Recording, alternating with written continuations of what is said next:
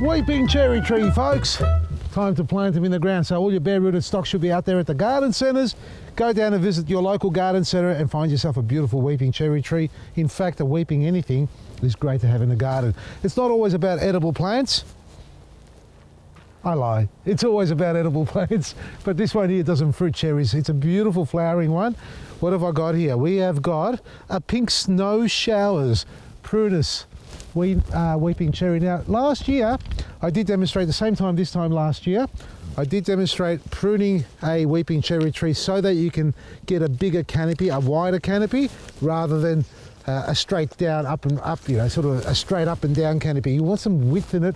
You want a nice canopy to open up like an umbrella. And to do that, you need to understand which way the plant grows. And when you do prune it back, you'll notice there are buds leading up to it. So a quick education lesson on this one here. I pruned this back last year here. The nearest bud to that was that one there on the side, which is what I was probably happy with when I looked at it. And there's obviously another one there. Now, what's it done? It's shot out in both directions. Here's an example. Well, I haven't got one here that I've pruned back to an undercut or an underbud.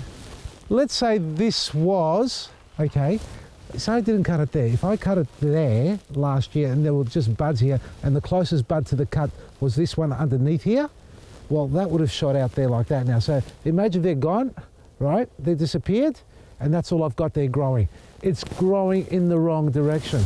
So you never cut to an under-facing bud or a bud on the underside of the branch, always to the top side. So that's the closest one we got there. See how it's grown? I couldn't show you this last year because when I cut it back, it was only just a bud beforehand. Here's another one over here. Can you see this one here? See, there's another cut that I did there and it's grown from this point onwards. Also from here. Now, you can see a lot of undergrowth coming through in here and there. These will need to come off. See that one there? That is no good there, folks. It's growing straight back into the center of the tree. That's got to go. And the same with all the little wispy ones in the middle there. Get rid of those. This one underneath here, ultimately it needs to go. It's not bothering anyone at the moment, but it will eventually. That's gone. We've got a bud there as well. There's not too many of them. There's one over here. And there's this shape here as well that's growing to the side. Looks like we had a broken branch here. Somehow it broke off. So folks, cut all the branches that are growing into the center. It's the wrong direction.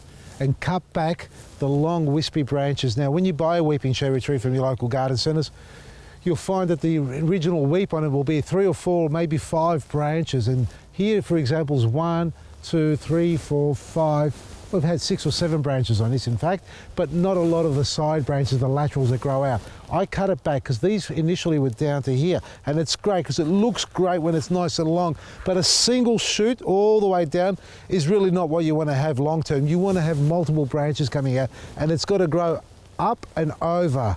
If you cut it to a bud on the underside, it's going to grow down and back up again. You don't want that. So cut back your weeping cherry trees as soon as you receive them, cut them back to, what's that, about 30 centimetres, 40 centimetres from the centre.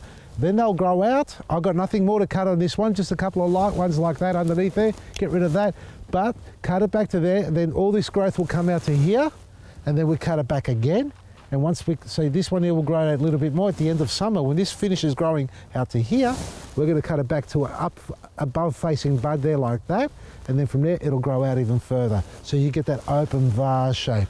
Here's one I did last year. Now this one here I had in a pot for a number of years, folks, and I've pruned it back a couple of times.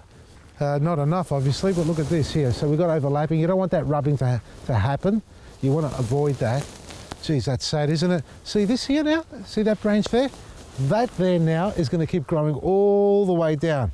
And if I don't do anything about that, it'll reach down to the bottom. We'll get very little side growth out of that. So I can cut that back to about here, like that there, nicely. And we can do the same here. Well, this one was cut back and you can see where it's growing from the tip again, but that's the new growth that's coming out on top. All right, that's actually got to come out and weep outwards. We've got a little bit of a, now these are So you can understand weeping cherry trees. They're grafted on a different rootstock, and I haven't gone through the details of this. So you've got a wild rootstock or a cherry tree rootstock, but it's grafted on top. Now you'll have 1 or 2 grafts on it, generally 2, so you've got a left and right. You can see on this side here, we've got nothing on the other side, completely stark naked.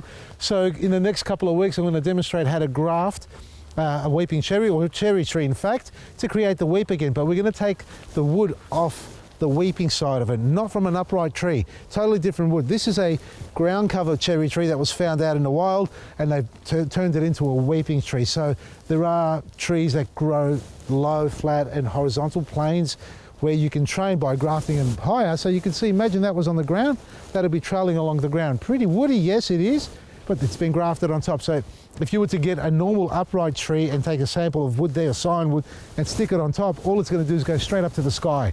No need to do that. So get it from your actual existing tree, and we're going to cut it here, do a T-graft into it, butt it onto there, and then hopefully we'll get to fill out this side. In the meantime, we're just going to thin out all these under branches. See that there?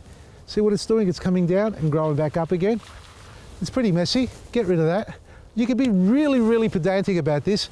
See that branch there now? I should get rid of that. You can see I cut it back last year or the year before, and that's where it's grown out from again. Too close at the moment, but you know, it's not doing a lot of damage. It's a little bit of rubbing, nothing to worry about too much.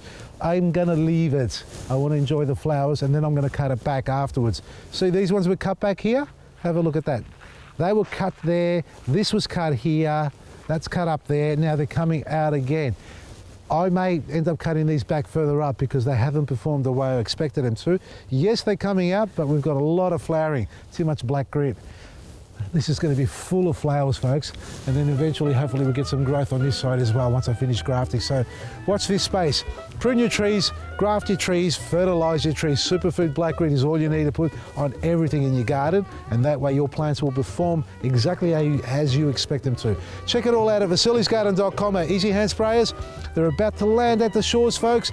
If you haven't ordered them now, there's only a couple of hundred left at the discounted price. Take advantage of it before they go up in price. From me, Vasili, Maresi.